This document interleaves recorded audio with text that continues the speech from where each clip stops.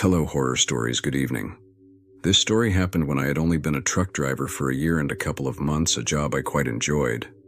However, to this day I still can't find an explanation for what happened to me that night, when I was just breaking in a new truck. I don't know if it was a specter, a demon, or just a hallucination, but the truth is that it left me very disturbed. At that time I was single and without any responsibilities. I lived with my parents and my older brothers, also single. We liked to go out partying with my brothers on weekends. We had a great time. I felt very good. It was a time when the three of us were inseparable, even though we were already adults. We liked to spend time together, even if we sometimes argued over silly things. At the end of the day, we were brothers. I was the only one who refused to study, as I wasn't attracted to college and didn't decide on a career. So my father helped me get a job as a truck driver, and I have been in that job ever since.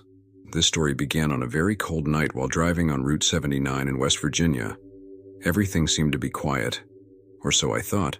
I was driving along the dark and lonely road, drinking a hot coffee I had bought at a gas station, along with some chocolates which kept me awake. There were a couple of hours left to get to the next city in the morning and deliver the goods, and then start the way back. But I had enough time. It was then that I noticed that something strange was happening with the steering wheel. From one moment to the next, the steering wheel jammed and it was impossible for me to turn it. I threw the coffee to the side and placed both hands to try to regain control. But when I saw that I couldn't, I decided to slam on the brakes to get to safety. Then came the second surprise. The brakes didn't work. I panicked, but I knew I had to stay calm to figure out what to do. It was the worst nightmare any driver could face. The truck had multiple failures which eventually made it inevitable that it would crash. A few minutes later, I started to see some lights coming in the opposite direction. The road was very narrow and there was no shoulder, so I couldn't avoid it. I collided with a truck coming from the front. Without control over the steering wheel, the truck swerved to the left, invading the other lane, and both vehicles collided.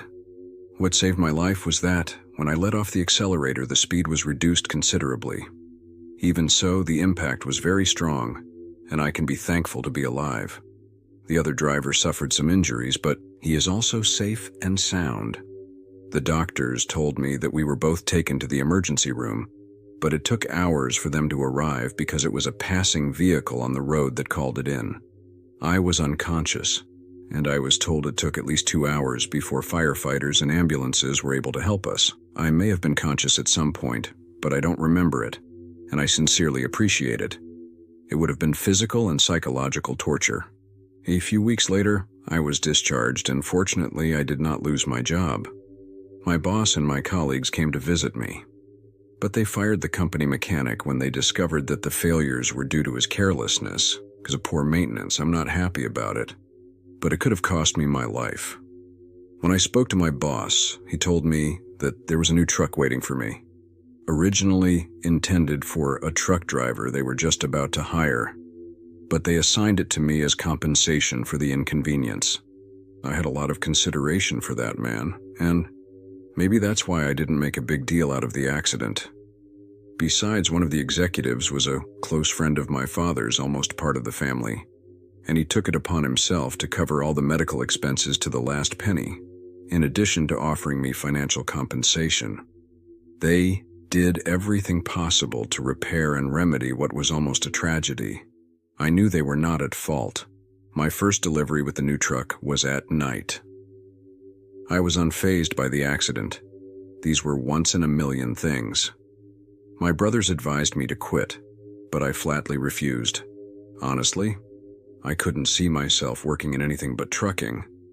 Fortunately, I survived without permanent damage, so I considered it a blessing and a motivation to keep going. What I didn't know was that I was going to face a paranormal experience that would disturb me for life. I don't know what time it was exactly, maybe around 2 o'clock in the morning, when suddenly, in the middle of the road, I started to hear a baby crying.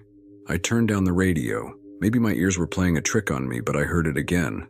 I came to think that the accident had left me with some sequel. The sound was so loud that I had no choice but to stop in the middle of nowhere and check the load in the back. It was completely absurd because the box was separated from where I was driving. No sound, no matter how loud, should be heard there. Besides, with the engine noise and everything else, it was impossible to hear anything. But still, I checked the cargo, and seeing nothing, I assumed it was my imagination, so I went on my way. After a few minutes, the crying came again, but this time louder, and I began to despair. Before I could concentrate on that sound, I saw a woman several meters in front of me, just where the light from the headlights reached. She was barefoot, wearing a long white. I was shocked to find her in the middle of the road at that hour, but I had no choice but to stop. Whatever it was, I couldn't leave her there. Suddenly, the woman started walking towards me and approached the door of the truck, without doing anything else, just staring at me with her dark eyes and white skin. I assumed she needed help, but before I could say anything to her, she pointed toward the back of the truck as the baby's crying continued. It sounded like she was looking for the baby and wanted me to open the box. I stood in shock for a few minutes, not knowing what to do. I don't know where I got the courage to walk to the back of the truck. I looked everywhere, thinking that maybe it was an ambush and that the woman was just a distraction. But I was in the middle of a dark forest and there was no one else there. I let her come up and watched her as she walked through the cargo until she disappeared into the background, where I could no longer see her. Seconds later, she returned holding something wrapped with blankets in her arms. I deduced that it was the baby, although I could never make it out clearly. The whole situation seemed terrifying and absurd. I could not believe what was happening. Then the woman walked deeper into the woods until her figure was lost in the darkness. I got into the truck, accelerated quickly, and continued on my way. My legs kept shaking, but the baby's cry was never heard again. In a matter of seconds, the road was covered in a dense fog, which made everything even more eerie. I needed to get to my destination quickly and rest. Everything was very confusing, and terror was taking over me minute by minute. Suddenly, my radio began to emit a static noise, interrupting the sepulchral silence that surrounded me. I tried to adjust the frequency, but the noise persisted, mingling with a faint murmur that seemed to emerge from the depths of the static. It was as if someone was whispering something I couldn't understand. I decided to turn off the radio and concentrate on the road. Finally, after what seemed like endless hours, I arrived at my destination. Dawn was breaking, but the relief I expected to feel upon arrival never came. I got out of the truck with my legs still shaking and made my way to the back to check the cargo. There was nothing out of place. Everything was just as I had left it, and however, I couldn't shake the feeling that something had been following me all the way. Something that was now waiting in the dark, ready to appear when I least expected it. Although I tried to continue with my routine, that night left an indelible mark on me, a reminder that on the road, sometimes the unexplainable crosses our path and paranormal stories come to life. If you have enjoyed this story, we invite you to subscribe and activate the bell so you don't miss any others. Until next time.